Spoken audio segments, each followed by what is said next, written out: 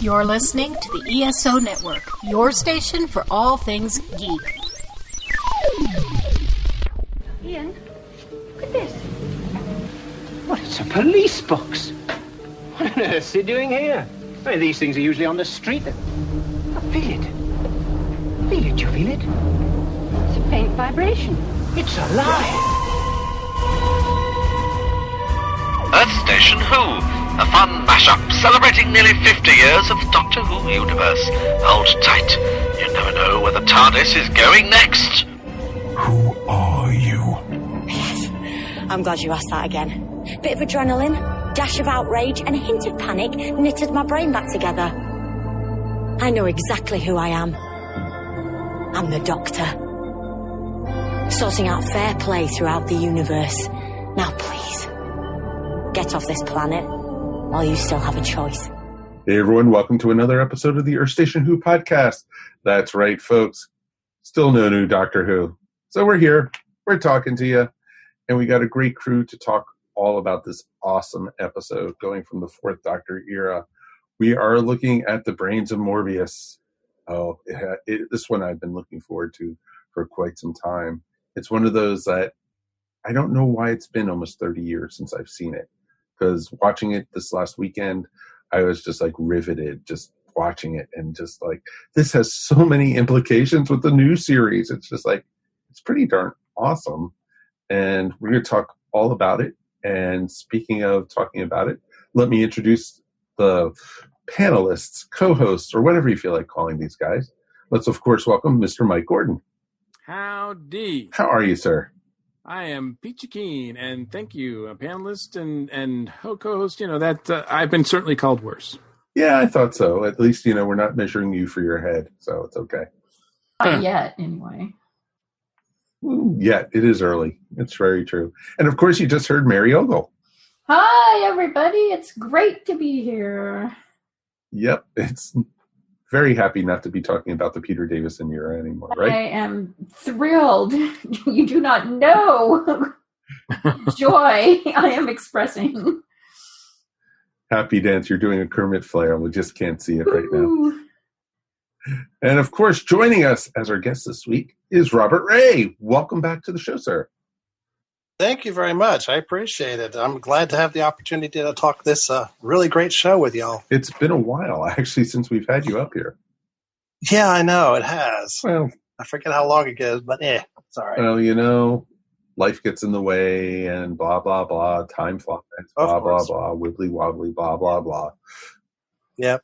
But it's good to have you, sir. And, you know, when we were going over episodes that you'd want to be on, you said, we got to talk about this one. We got to talk about this one. Yep. So what about this was so special for you?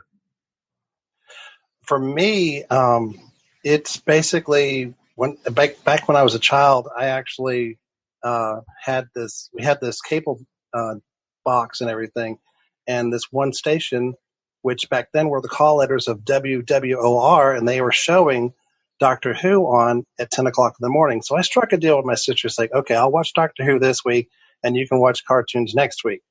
Well, that was a big mistake because it was on for an hour.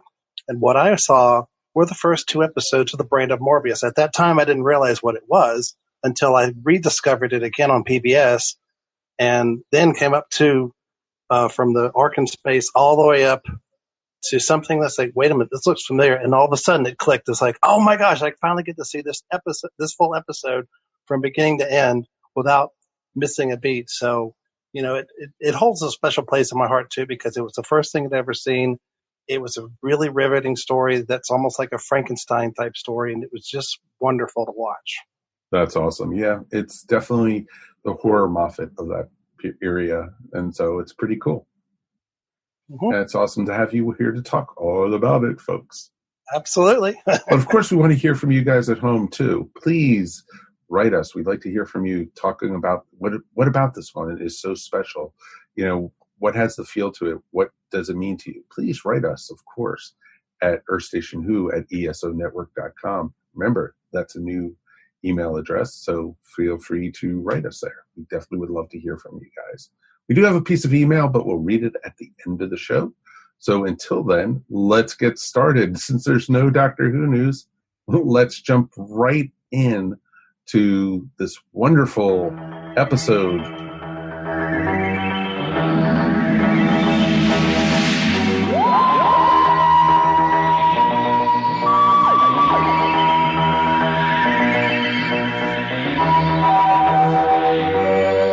Going back to the Fourth Doctor era, we are looking at The Brains of Morbius, which was the 5th serial of the 13th season and aired from the 3rd to the 24th of January, 1976. God, I was 9 years old already at that point. Yes, now you're finding out how old I really am, kids. So it's pretty awesome. And it actually shows the Doctor and Sarah being, I guess, landing unintentionally on the planet Karn. And it goes from there. Is it unintentionally? Well, he was yelling at the Time Lords. What? He was yelling at the Time Lords at the beginning of this. He blamed it on the Time Lords. Later on, the Sisters of Karn blame it on the Time Lords. I think that it's implied at one point that it might be Solon that it's his fault, but we don't really get an answer. I don't think straight up as to how they end up there. No, they leave it open-ended, but I was always leaning towards the Time Lords engineered it. Yeah, and it's interesting. Do you think that the sisters were right about why the Time Lord sent him there? Oh, to steal the elixir? Yeah. No, I think it was more that they wanted him to restart the flame. But who knows? Wow, you are giving the Time Lords a lot of credit. Have the Time Lords been that benevolent? Well, I didn't say they weren't doing it for their own ends. They didn't care at all about the sisterhood. In fact, this is another story of a Time Lord gone bad. I'm beginning to think that the Doctor is one of the only Time Lords that isn't bad. No, that's a good possibility because, a lot of them are very manipulative, and we saw that throughout the old series a lot, actually. With the exception of Romano, of course. Of course. But yeah, Morbius, not a nice brain. Exactly, and they, it's interesting because, it shows a whole nother, era of the Time Lords that had never really been talked about before. And it was really interesting. The Doctor knew Karn right away when he found out where they were. And he said didn't he say he was born or he grew up not too far from there? Yeah, within a couple billion miles of there. Yeah, right. That's pretty close compared to where a lot of places where he is. Mm-hmm. So, and it was just interesting, but I loved the Sisterhood. The Sisterhood was awesome. And I loved how, then that ties right into when they brought the Sisterhood back in the 8th Doctor's regeneration. Yeah, I had to go back and watch that just out of nostalgia. Is it still hold up? It does, actually. It really does. I mean, connecting with this? It does. In fact, it was nice watching it after reconnecting with this. I'd seen this before, but 30 years, 40 years ago. So I didn't remember much besides there was a Sisterhood of Karn in a brain. Exactly. This one was really interesting because it did have the horror, the Frankenstein feel, like it's already been brought up. And it was fun to, go through the story and the horror of when the creature that was going to become the body of Morbius set up without its head. That was just like, oh, I didn't need to see the wires sticking out and everything. It was just like, that was really well done. Yeah, they did do that well. And this episode is so much fun to watch. It's like watching an old 50s horror movie. And there's some plot holes and things, but who cares? It's just a blast watching them run around. And Sarah is, Elizabeth Sladen is great in this. I mean, she is just acting her little heart out. When she's blind, she's really, she acts like she's genuinely confused and upset and terrified. And It was originally written by Terrence Dix, but it was rewritten by Robert Holmes, and it really feels like Robert Holmes to me. Yeah, I think it's a nice combination of the two of them, actually. I mean, I know that it at the time Terrence didn't appreciate being rewritten, but yet I think it works to the benefit of the story because it's just so much. It's just so much, and it's so rich with so many. Like, yeah, I mean, obviously the Frankenstein themes are there, the other Frankenstein elements are there, but the whole Sisterhood of Karn thing takes it into an interesting direction.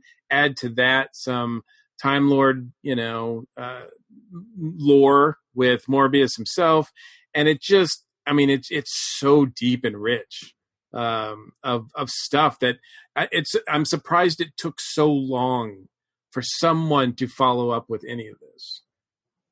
Oh, sure, of course, and leave it to Moffat to be the one who did it.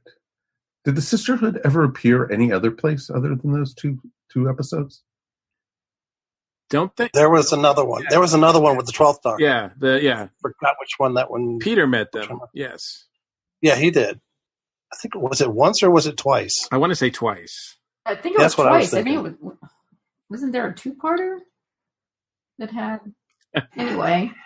But yes, we do see them again. We also see something similar to them in the 10th Doctor episode with Donna. Yeah, the fires of Pompeii. Yeah. Very similar, actually. Even the way they very similar, and how they even had the dancing and the choreography in this was just awesome. Because the choreography was just neat to see, and them dancing around the fire and everything like that. It does say here. Sorry, I looked it up. It says here that the Karn and the Sisterhood reappear in 2015 in a mini prologue to the 12th Doctor story, The Magician's Apprentice. And then that's when we get into the Time Lord's will, his last will and testament. So she's the one that's supposed to deliver it to somebody. And then they also appear in the broadcast episode itself, and then in Hellbent, the Sisterhood appears unannounced to the High Council. They actually appear in Gallifrey. Oh, that's right. That's right. Yes. Yes. That's the first time we see them outside of Karn. Moffat puts them to good use in his later run there. So. He has a lot of fun with them, and they're great. I mean, they look cool. Like, they have a cool visual look to them. I really appreciated sort of the dance and the whispering, sacred flame, sacred fire, I don't know. It just really had a cool vibe to it. And this, not only is the story really good, but the casting of this story is amazing. Oh, very much so. The casting, I love the actor who was playing, Scorin. It was just awesome. Philip Maddock. I mean, it's hard to, he's been in this was talked to him a few times before. It's hard to believe this is the same guy who is he plays like Bill Gates, right, in War Games? Yes. No, it wasn't Bill Gates. He was which is the Apple guy. Oh, right. Sorry. Yeah, you're right. Steve Jobs, right. Yes. Steve Jobs before he was Steve Jobs. It was awesome. Yes, exactly. Yeah, I think Steve Jobs took fashion tips from him. Yes. But, he's great. Just gives a great performance. And everybody else, Kondo, Colin Frey, who plays Kondo. Okay, I do have to say this. The first time I saw Kondo, when you just saw his outline and shadow, I was like, Adric? What? Wow. He had the same haircut. He had the same build at first. Because you didn't see yeah. Adric comes after this. Yes, I know. But it was just like, wow, is this the prelogue to him? Adric could only hope to be this interesting. Oh. Poor Adric. Wow, yeah. I'm going to get... Adric fans are going to throw out the hate emails to me. Yeah. The Adric fan? What? Yep, the Adric fan. That's my sister, believe it or not. Well, we're sorry. I'm so sorry. I know. Yeah, I had to deal with it all day. Every day. But the sisters, Marin, like they're just classic. They're great. They're great fun. They have a lot of fun playing this, but they play it in that British theatrical over the top way, but it's contained in this universe, so it feels all right. It doesn't feel like it's too over the top because it fits this. And look, if you're acting against Tom Baker, in order to keep up, you have to dial that up to 11 or 12. Oh God, yeah. Yeah. Well, the one I guess Marin's assistant, what was her name? Orcha, and it was funny. I don't know if she could open her eyes any wider the whole time. Ooh, Orcha. You had that surprised look the whole time. She'd had a little too much of the elixir of life. Tom himself is amazing in this. Just has a lot of fun right from the opening. I mean, when it starts raining and they head up to the castle, and his umbrella is so broken and battered, and he doesn't even offer it to Sarah Jane. Like, he's just carrying this broken, beat up umbrella up to the door. And when Gondo opens the door, his first words are, "Do you have a glass of water?" Like, it's just so ridiculous. Oh, and I loved it when they opened the door. There was that one little thing where they had like a little water spout or something, pretending that was the rain. Oh yeah, it was just like, yeah, they turned on the shower head or something. Yeah, and it was just like, do you mind if we come in? Just Tom was great in this. It was pure Tom, and I loved when he was having the hissy fit. I'm going to sit here and play with my yo-yo. Yeah. He's like, I'm not going to do it. I'm not going to do it. The Time Lords are making me do this, and I don't want to be here. And that was before he knew he was on Karn, I think. Yes. And bless her heart, Sarah Jane is just like, please, let's have an adventure. I'm going. Like, isn't this interesting? And he's like, nope. It's almost as bad as when he, like, later on when he goes fishing during the Key to the Time. No, I know. Oh yeah. That's how amazing it was, But Tom was he was great, and he had chemistry with everyone in this episode. And that was the best part about it. He worked really well with everybody, and everyone was on their game in this. Yeah, this to me is like, I mean, this is the era. This is my jam. This is the Philip Hinchcliffe. Yeah. Tom Baker, first with Sarah and then with Leela. Like that 2 or 3 year run is just, there's not many duds in the chamber, like at all. Like all the stories are rich, and some are better than others, but I think this is one of the best ones as far as everything just coming together and working. I mean, even, I think even the body, the monster of Morbius looks okay. It doesn't look like, that shameful, really. And they know how to light it, right? It's not like in broad, it's not under fluorescence. Yeah. Yeah. It's not like we're just going to show this in broad daylight and expose how bad it looks. No, they actually do a good job of giving the whole thing just kind of a creepy, mad scientist lair type of feel. I mean, I was really enjoying that. It does always remind me, though, of the Monster and Robot Monster. Yes, with the helmet. With the helmet and the gorilla suit. Yes. It always does kind of remind me of that a little bit. It is. Yeah, it looks better. Very much so. It was better without the helmet. Without the head? Yeah, it really was. Yeah, it was scarier looking. Yeah. Well, you want to talk about scary looking. Can you imagine if he was successful and actually put Tom's head on that thing? Oh, God. That would look so frightening. I don't want to think about that. I really don't want to. I was picturing it. It's like, no. Back off. Don't go there. Yeah. One of my things. But there's a lot of very interesting too. It was interesting, though, because he was going completely after Tom's head. He kept on saying, I need a humanoid. Why wasn't he going after Sarah's? Was her head not big enough for the brain? Well, he actually said something about that. Yeah. And once he found out that he was a Time Lord, that was it. Yeah. I mean, that was the perfect head. No, although why he couldn't just put him in his body, I don't know. Like why he couldn't use, like why did he have to use this monster of a body? Like, because he kind of backed up. Like at first he was like, well, you might not, because Morbius was like, just put me in anything, and he's like, no, you're going to be concerned with how you look. Yeah, because and the body's so beautiful. I'm like, have you seen that body? Like, I think that was just Solon was just having fun.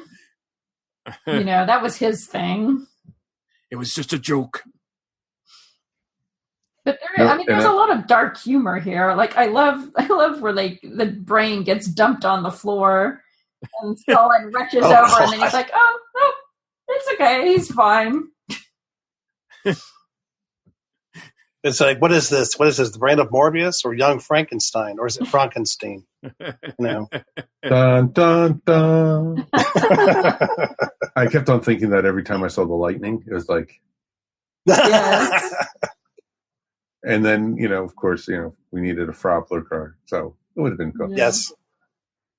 But I think one of the things I was thinking about with the brain and everything is when Sarah basically obviously couldn't see at the time with her interaction with Morbius, and the way he was reacting to her is like, no, the Time Lord sent you and everything, made it seem like he was just completely off his game and off his rocker, completely losing it. It's like he's just scared of everything, even though he's just there as a brain. I mean, he's supposed to be safe, or at least he thinks he is, but Exactly.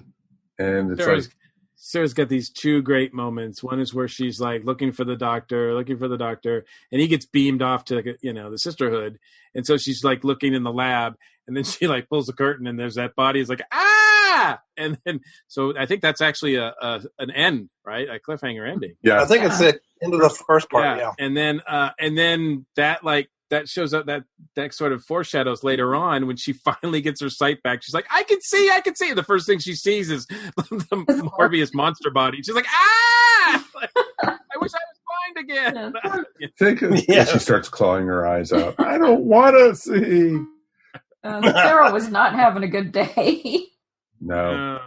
But this is the spunky Sarah Jane that I love so much, because right from the beginning, she cannot be stopped. She's not, she wants to explore. She wants to find out what's going on. This is the reporter, Sarah Jane, that has to get to the truth. Even when she's blind, it doesn't stop her. She goes right out there on her, like in the rocks on the cliff and everything. It's like, that's kind of dangerous, girl. But she is not to be stopped in this. And she does actually save him a couple times, I think. Nope, exactly. So Sarah was great, and I loved, how even when she was blind, she went out into the rocks like you were mentioning, Mike, and she almost made it, and then she got caught again. It was like, of course, right? And but I mean, she's smart enough not to. Well, I mean, obviously, she didn't want to drink the. Like, I don't blame her, because I think we find out later that same thing, that the same green stuff that they're drinking is the stuff that the brain's in. Like, I'm like, oh my God. That's like, yeah, that's pretty gross. I don't want to think about that. But thank you for that. No. Yeah. But, that Robin Bland wrote a good episode. I thought it was awesome. Yeah. Why didn't he write more? Mm-hmm. Would have been great. That Robert Bland had quite a career ahead of him. Now, and the thing is, I thought Solon died way too, basically, I think that was my weak point for this. That, how he just was killed by the cyanide gas. Yeah, well, he doesn't just die. The doctor kills him. Yeah, the doctor literally kills him. The doctor's like, how can we stop him? Oh, I know. Deadly gas. Exactly. I'm going to use chemical warfare on him. I'm like, wow, that's dark. That's dark. That's really dark. Very much. Like, those people are like, oh, the doctor doesn't use a gun. Oh no, he uses cyanide gas. I use science, not weaponry. Exactly. Yeah. All you have to do, Sarah, is put these two chemicals together and look what happens. Thank you, Mr. Doctor. He's quite gleeful about it. Yeah, because I hate to harp on the one that we did last episode, but like that doctor is like, I don't want to use this gas on aliens. It's mean. It's cruel. Meanwhile, the fourth doctor's like, yeah, just gas it. Like, just gas it. Exactly, and it's like, dumbass Morbius doesn't have a nose. So it's just like, yeah, no wonder he survived. But then he probably didn't realize that Morbius was actually operational, I guess you could say. But, he was trying to stop from Morbius actually being animated. Well, he was kind of stupid where he's like, you dismantle him, I'm going to go away for a few minutes and then come back, and I expect him to be dismantled. And I'm absolutely sure that you will follow my directions while I step out and don't want exactly. to. Don't you think about locking the door behind me. So scolding him like a child is going to really work. Okay, sure. All right, go ahead. And Sarah's like, don't you have anything to worry about? He's like, he's got it. He'll do it. I trust this guy. He's only had to try to kill me 4 different times in the last 10 hours, He doesn't need my head now. Also, Morbius's death is kind of anticlimactic because they just push him over a cliff. Yeah. But it's the sisters who do it, so that's pretty cool. Oh, yeah. I love that it's the sisters. Oh, the sisters were awesome. And they were it's like, that felt like right out of Frankenstein right there. Oh, sure. Yeah, the crowd with the torches and Exactly. Oh, yeah. It was obvious. They referred several times to Frankenstein. And, of course, you had to have Morbius falling in the 2,000-foot drop right there that just happened to be there. And you see him spinning down into the valley. It's very, very convenient. That was top of the line back then. Mm-hmm. We'll move the model down there. Don't worry about that. Yeah. So just ignore the pixelations. I'm still, puzzled by the whole the ships are being drawn here because it is kind of implied that it is Solon, or because Solon's certainly taken advantage of it. I mean, the story opens with this gruesome Kondo scene where Kondo's hunting down this creature for its head, and it's one of the most gruesome openings I think of a Doctor Who story ever. And so you're kind of led to believe, okay, so he's bringing him in so he can get body parts for this thing. But then we find out later that the sisterhood is they don't want to be found or whatever, right? So they're just nabbing ships. They're basically, if they pass anywhere near us, and we're going to crash them. We're going to take them down. That's a way to stay hidden, I guess. And they seem completely unconcerned about Solon. I mean, they know he's a bad guy. They know he's up to no good, but they basically just ignore him until he bothers them directly. He does say that he treated them, and he helped them a few times. Even so. Well, true. Well, they're not that bright. I mean, obviously, there's that whole element, and this is really cool, element too, because it's really this thing where the Doctor says, death is all about change. You don't change unless people die. And of course, this is coming from a guy who's not ever going to die. But he's saying it's time for death is required. Otherwise, you're going to keep doing the same thing over and over and over again until you get some new blood in there. And it's a really kind of interesting kind of theory that he puts out there, which I don't think is an element that Doctor Who talks about a lot. Yeah, well, I mean, yeah, it's problematic, like you brought up, because he doesn't die, though he would say he does die. Well, yeah, I mean, he does get new blood put in him, so to speak. So, I mean, I guess there's that.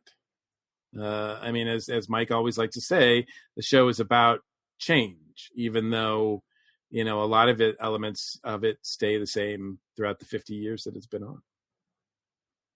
That's true. That is very, very true. And I also think, I'm also reminded pretty easily and I think I'm reminded of this every time we watch a classic story from like the 70s or 80s, but I never think to mention it. Maybe if I have, so forgive me. But like right when you see the TARDIS, I'm like, man, that thing looks like shit. Like, oh my God. That's like one of the worst versions of the TARDIS I've ever seen. like if that was at a con, nobody would get their picture taken. Oh, it looked like they just globbed paint onto it and didn't let it dry, and they kept on putting layers and layers on it. It's like, you made this? But it's screen accurate. Who cares? I loved it when the sisters had transported Tom over to their, church or citadel or whatever they were at, and he woke up and said, "Oh, teleportation. How quaint." I was like, such a Time Lord jerk. I'm like, part of me is like, is that a shot at Star Trek? Oh, I thought it was completely.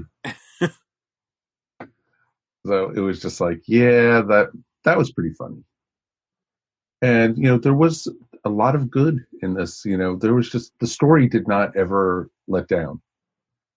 And I thought it just moved completely. And that was pretty awesome.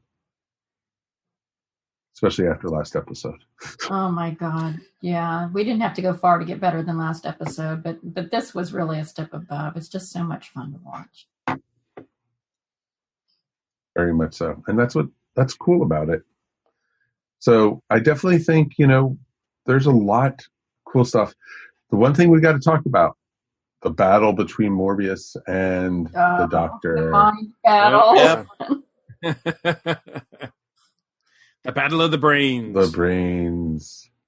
And, they literally had to go find people, in the crew to dress them up to make them look Time Lordy. Yeah. Yeah. Because apparently it's never come up in the show. And the show's been on quite a lot by this time. And that you'd think that they'd answered a lot of questions about some of the backstory to him. But they hadn't really decided if Hartnell was the first incarnation. And this one suggests that they were like, oh, no, he definitely wasn't. No, the way they were doing it, there was like 5 or 6 before Hartnell. There were a bunch of them before. Yeah. I mean, it's shortly after this that they come up with the idea that Time Lords are limited to 12. Which I don't know. I'm like, okay, did they think that through while watching this one? Because I think there's more than 12 there. Maybe not. Maybe there's like 8 or 10. I don't know. I lost count. Right. Well, you also don't know. They could have been Morbius in other regenerations. No, they're not. I know. No. I know. No, it's pretty. I mean, that's how I took it. I figured it was Morbius. I'll give you a no prize for that. Yeah, I think the implication is definitely it's the Doctors. Earlier. I mean, Hinchcliffe actually, even said in the behind the scenes stuff, we tried to get like pictures of famous actors for Faces of the Doctor. But because we had to pay them, we thought we'd use the crew, and then Equity kind of slapped them with some fun. So they had to like pay anyway, but not as much, obviously. But they wouldn't try to get famous actors to be the faces if they were just going to be like, yeah, this is just Morpheus. So in Philip's mind, and most of the guys, I guess, who were working on it at the time, they were under the impression, I guess, that Hartnell was not the first. Well, they wanted you to question it and talk about it, kind of like what we're doing right now. And it worked. I don't know that they did. I don't get the feeling that when they were doing these that they were really concerned with like that much continuity. I think they just thought it would be cool and that no one would ever see it again in like 2 years and people would forget about it. True. Well, it's the same way when they said that, there was 12 regenerations. They never thought Doctor Who would last that long. Right. And everything. They thought, oh, Doctor Who only has, maybe, 1 or 2 regenerations and that's it. So totally understand that. And another thing is too, the people that made this, they didn't think that, people are going to see this over and over again. They're going to own it in their own homes. They never thought of it that back then. Why they destroyed, I hate to say it, why they destroyed some of the episodes, because they had no room in their archives, which is a darn shame. Mm-hmm. Yeah, absolutely. And that stuff was going on while this one was being produced. Exactly. Craziness. I mean, if just Yes. just in 1976, if the BBC had paid more attention to, saving Doctor Who, we'd have probably, twice as many stories that we have now, Oh, of course. From those first two incarnations. Very true. But, so, yeah, I think they just made stuff up as story to story. And occasionally, if they got another writer, the same writer comes in, like he knows in his mind about some continuity. But I mean, there's not, certainly to the level that they do now. Where I mean, think about what a big deal it was for the Key of Time to do a whole story like for throughout a whole season. That was groundbreaking for them. True. That's very true. If you could have, gone back in time and say, hold on, do not tape over those. Please don't. I'll take them. Yeah, exactly. We'll hold on to them. That's what I do. I'd be like, that's why they disappeared, because I grabbed them all. I went back in time and grabbed them all. Couldn't they just rent an attic or something? I mean, I you know. really have to destroy them. Yeah. We need to use those tapes. Because a lot of that stuff they just taped over. Yeah, I think most of it just taped over. Yeah, because that was all videotape. And I think I know the entire first season of the Avengers is all gone too. Mm-hmm. And yeah, they took that as well. It wasn't just Doctor Who that was singled out. Oh no, it wasn't just that. No, So, yeah. I couldn't think of any others besides the Avengers and Doctor Who, but still, it was just a black mark in the BBC's history. Yeah, I mean, you would hope that you would think that they themselves would want to preserve everything that they've done, but there just wasn't that foresight to think that anybody would care after a few years. And yeah, certainly, with all the inconsistencies, I mean, that's kind of what makes being a Doctor Who fan or a fan of anything like this that's been on for so long and has all these like bumps in continuity. You get to use your imagination and try to fit it, try to figure it out, and that's fun. And, we've seen later showrunners try to do that. Moffat was really like amazing, I think, at doing that. Yeah, he loved going back and trying to fill those slots. Like make connections or try to, Band-Aid over things a little bit. Mm-hmm. And like was mentioned before, with the fact that we finally got to see the Eighth Doctor regenerate into the War Doctor, which, it was brilliant. I thought it was a great thing he did just to kind of bridge the gap. And even after with the Day of the Doctor, when the War Doctor regenerated into the Ninth Doctor. So, we all got to see every single Doctor regenerate except for the second to the third. But, that was off screen. So. Nope, totally understand that. And, we always were like, oh, that's when it happened. But if you also remember, you kind of got the War Doctor and, you got to see some of the holes, like you kept on saying, taped over. You got to see little hints at what things were becoming. Uh-huh. But that it's a lot of those actually ended up asking more questions. And you're like going, oh, great, we got this instead. I always forget. I mean, they make a big deal about the whole brain battle where we see all the incarnations. But one thing that I really like in this, that's a nice touch, because Tom's Doctor doesn't do it much. He does not, and none of the classic Doctors really refer to their past very often. They just don't. But there's a really nice moment where when, Solomon's first talking about his head, and right in the beginning, he's like, oh, do you like it? It used to be like, I used to have like a lot of gray up here. Some people liked it. And Sarah goes, I liked it. And it's such a nice little cute moment. I thought it was like, oh yeah. Because it's like you always forget she was with the third Doctor also, and so it's like, and she bonded. That was the first Doctor she bonded with. Yep. Exactly. Kind of like, and it's great to watch her interact with both of them because it's a little different, but she still has great chemistry with both of them, and they're very different. Yes.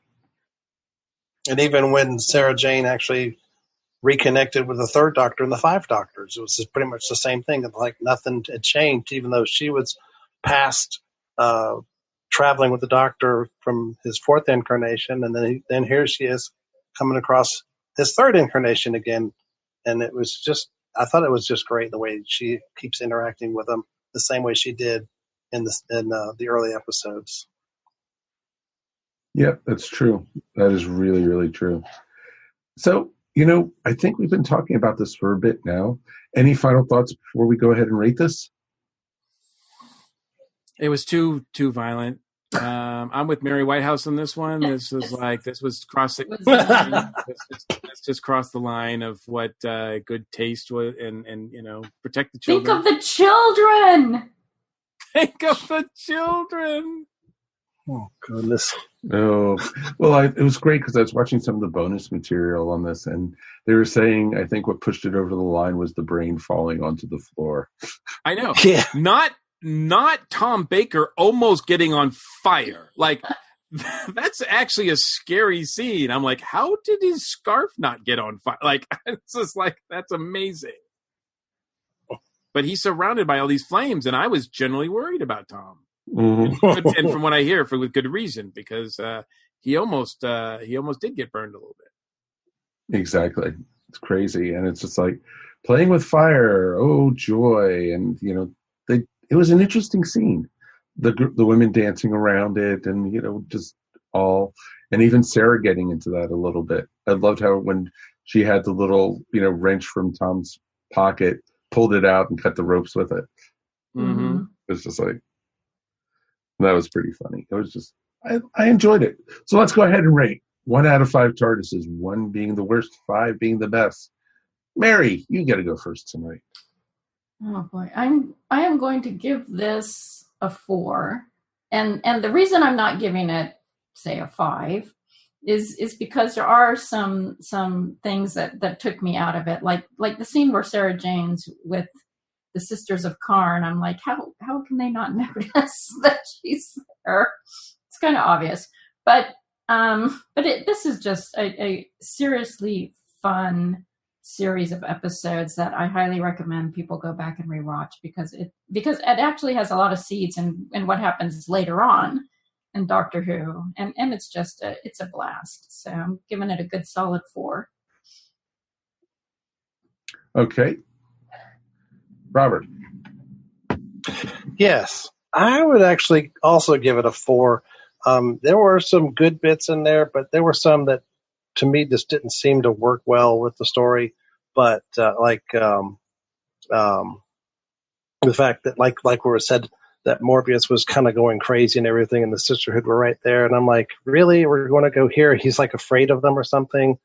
He's this creature, and he could do whatever he can because that body, I think, had a lot of strength behind it or something. So, but I guess it was his mind that was going berserk or something. But I wasn't really captured on that moment at all. So, but I still give it a 4. Okay, Mikey. Well, I was debating on this one because I knew it was coming, obviously, and I was like, "Ooh, 4 seems too low, 5 seems too high, 4.5." I'm like, that seems like a cop out, and I'm like, you know what? I'm just going to round up and give it a 5. Like this is one of my favorite Fourth Doctor stories. This is one of my favorite Doctor Who stories. This is what I love. This is what made me really love Doctor Who. Like this is what I really love. And I know different people have different things that they love about it, but I love this era. I love Doctor Who when it's kind of creepy and has that Hammer horror vibe, sort of like Hammer Jr., if you will. Tom's great. The whole cast in this is amazing. Yeah, I mean, there's little plot holes and everything like that, and some of the stuff is doesn't make sense. But for the most part, they just go through it, and you just have so much fun watching it that even in the things that like kind of are criticisms of it, you just kind of like, yeah, that's okay because we're having so much fun. And that's what this story was to me, like just Doctor Who at its most fun. And it seemed like everybody was on top of their game when they were doing it. The set designs, we didn't even talk about the set designs of the music. Both of those, great job on this story. Mm-hmm. Oh, very much so.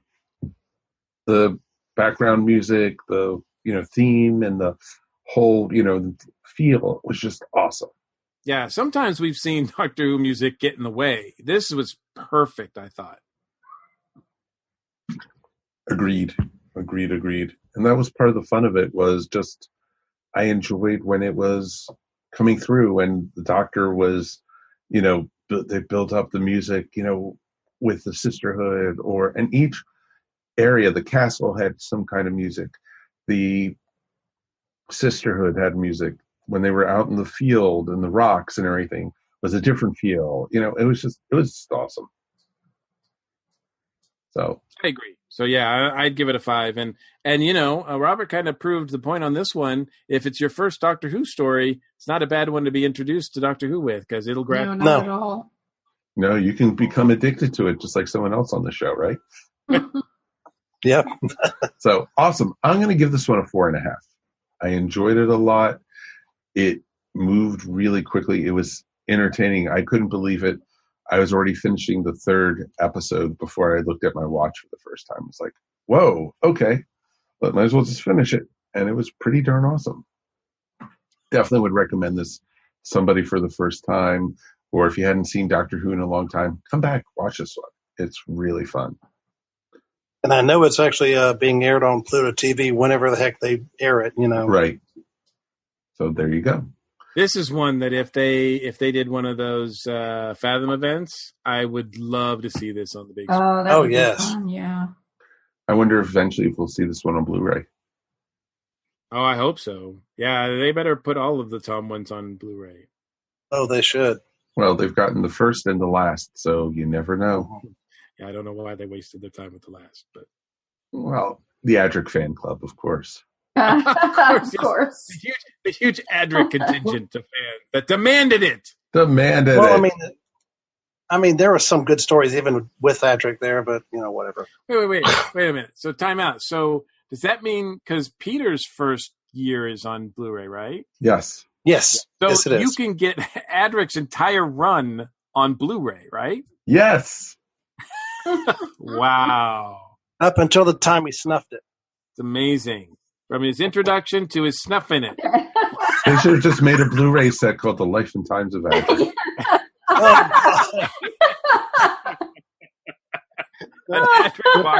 An Adric box set. All right, we did get a piece. Comes of with a mail little here. star. A little star badge. Exactly. It comes with your own personal star badge, dude. Come on. All right. We actually got a letter from one of our patrons, actually. Woohoo. Yes. They're like, I'm paying for this? Yes. And basically, you guys ragged on my favorite story. Actually, it was a good story that, he wrote about. So, all right. Sit back, folks. He said, "Hi, Whovians. Listening to you now talking about Warriors of the Deep, I first saw Peter Davison as the younger, really irresponsible, alcoholic brother of the vet who founded the Pactors in All Creatures Great and Small on Masterpiece Theater, which I saw on my local PBS station. I discovered Doctor Who some years later with Tom Baker as the Doctor on an independent UHF station over 100 miles away, late at night and a little fuzzy. It was still wonderful. No one had explained to me that the Doctor changes rather than dying. I didn't know that of anything like that or of anyone else who knew the show. So when Peter Davison appeared when Tom had just been, I didn't take it well. I knew actors aren't their characters, but was constantly reminded of Tristan from The Problem Drinker. Decades later, a local friend spoke up about Davison. I gave him a chance. Since then, I've completely enjoyed Davison, and I've heard good things about him as a person, especially with fans. So it's good listening to you, even when one of you fell asleep watching. I'm going to run back the progress bar and listen again when I'm not trying to write at the same time. What about the drought? I don't recall I've heard discussing Big Finish Doctor Who, but from what I've read, the quality varies, and that means we fans need solid, carefully unbiased reviews of Big Finish episodes. I do recall that what I've heard didn't make clear about which episodes they were finding fault with. Please cover Big Finish. I want to support them, but I'm poor and I can't afford to encourage their lesser efforts. Gotta go to work. Thanks much, Bill L. Thank you, Bill. I appreciate it. And, thank you for being a patron of the ESO network. And I do agree with a lot of his stuff. It's, sometimes if you don't know what's going on, Tom was so popular. And if you didn't know that the Doctor regenerates, that was probably a huge shock to you. Yeah, absolutely. That was for me because it happened to me because I started watching with Tom Baker, and then all of a sudden here comes Peter Davison. So Yep. Yes, I know the the feeling. moment has been prepared for. Yeah. Not for me. I wasn't prepared. What does he mean by that? I don't know what he means. And then all of a sudden, I also think. Look, I know that I don't feel guilty, but I do feel a little bit bad because, people who there are people out there who probably love Warriors of the Deep, right? That there's stuff about it that they just love, and maybe it's not logical, but they do because it's just got some stuff in there that they absolutely adore. And yeah, we are not those people. So that was really tough. But that's good that we have people that feel comfortable enough to let us know that, that there's people who think that other ways. Yes. And I'm glad for that because I want people to feel comfortable saying, hey, I like that. Even though we didn't care for it, I don't want anybody to get the impression that we're of the opinion that, we love it and you don't, so your opinion doesn't matter. I love hearing from people who have, opposing views as far as that goes, especially when they're as polite as he is.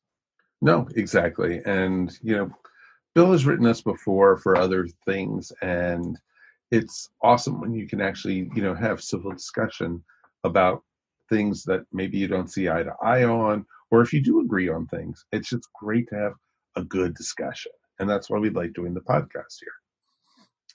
And Bill, we have done a lot of Big Finish on this show. You just have to go back through our archives. Yeah, go back through our archives. There's been a lot of Big Finish stuff that we've even done a Big Finish with the Fifth Doctor, haven't we? Yeah, Yes. we did Spare Parts with the Cybermen. And that is a very big one. Yes. I think we all agree that some of the Big Finishes for some of the Doctors we like more than their actual televised episodes. And we're looking at you, Colin Baker. We are looking at you. Yes, exactly. I'm still a Colin Baker fan regardless, but still, the audios are so much better. Oh my goodness. Yeah. I'm actually trying to think of a Big Finish that we just didn't care for at all. Certainly, I don't think we've ever given a Warriors of the Deep rating to any Big Finish that we've listened to. No, I don't think we have. And we are getting ready to do Big Finish again. It's funny he mentions that because we are getting ready to do Big Finish again really soon. Actually, speaking of that, we're doing it next week. How about that for timing, man? Yes, we are finishing off our summer with another Summer of Song. That's right. We are looking at River Song, the diary of her. We're looking at the Diary of River Song, Volume 3. And it's going to be a lot of fun because she gets to meet the Fifth Doctor, of all things. Woo! Wow. The enthusiasm is just building over here. So it's going to be a lot of fun. So we'll be talking all about that next week or next time we join you. And for those people who want to know a little bit more about Big Finish and like the Sisters of Karn, I just discovered that there is a Big Finish adventure featuring the sisters called Sisters of the Flame, which stars the Paul McGann Doctor, and also features Alexander Siddig in it for Deep Space Nine fans. So I'm actually going to probably seek this one out because I'm really curious to hear about this. So are they going to just capture the Doctor and try to tie him up again the whole time? It was released in 2008, and I'm trying to, in my head, is that before or after the Paul McGann that they actually filmed with the Sisters of Karn? Oh, that was way before. Yeah, that was definitely before. So wait, Sisters of the Flame was before that? Yes, because the regeneration story that they did for it was 2013. Okay, so Paul McGann actually has a history with the Sisters before that. How cool is that? Yep. And of course, the follow-up was The Vengeance of Morbius, which is a continuation of Morbius's. Oh, that's right. I am looking at that. Yeah, the next one, it's it's a two-parter, and the first part is Sisters of the Flame, and the second part is a sequel to Morbius. Exactly.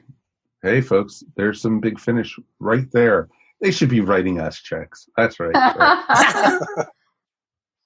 As we said earlier, we will be back again next week when we are going to be doing the Diary of River Song Volume 3. Should be lots of fun. Let me thanks for being here this week. Of course, Mary, thank you as always. Oh, thank you. This was a great episode to talk about. And you want to promote your artwork? You can find my art at maryogle.com or on Etsy at eVision Arts. And Mr. Mike. As always, it's my pleasure. Hey, always great to talk to you. And Robert. Yes, sir. You know, you've joined us once again, so you don't have to be on for another 5-6 years. It's perfect. Well, unless you want me for something else, it doesn't matter. I'm fine with anything. No. You don't want to overstay your welcome. Yeah. No, like I said, 5 or 6 years, you'll be welcome back by then. Believe me, it happened to me. Oh, I'm sure it did. Now you're a permanent resident. Exactly. Right? You start to get hot, man. Exactly. We've tattooed his shape onto the back of the seat, so he can't leave. So it is awesome, folks. And, you know, we're very happy to be talking to you guys. We're coming up with DragonCon very, very soon. Where we can talk to you live. Exactly. So join us tentatively at 1 p.m. on Saturday in the BritTrex room, where we're going to be talking what makes the Doctor the Doctor. Should be very interesting to do and a great time. We have some great people lined up, including Mary, myself, and Mike. And we got a few guests joining us. So we will be talking to you live at DragonCon. And you'll be able to hear that in a few weeks up here on the podcast also, if you can't make it to the con. Right. If you can't make it to the con, we will be airing it as an episode. Exactly. In other words, it's a week off for us. So it's perfect. Exactly. Exactly. So until then, my name is Mike Faber. We'll see you here next time on the Earth Station Who podcast. Peace. And we're done. Yay. You have been listening to Earth Station Who, a bi-weekly pop culture podcast dedicated to all things Doctor Who, featuring talents from across the universe. All topics on the show are the sole opinions of the individual and are used for entertainment value alone. You subscribe to our podcast up on iTunes, Stitcher, or follow our blog at www.esopodcast.com. You can also follow us up on Facebook, Twitter, or Google+. If you enjoyed the show, please leave feedback up on iTunes.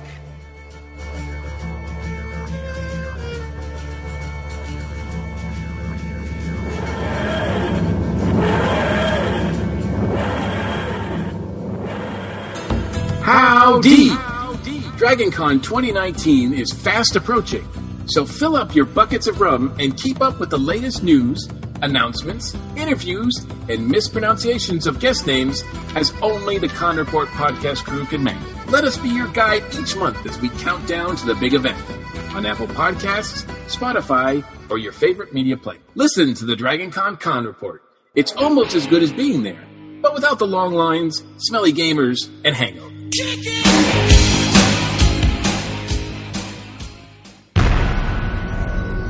This has been a broadcast of the ESO Network.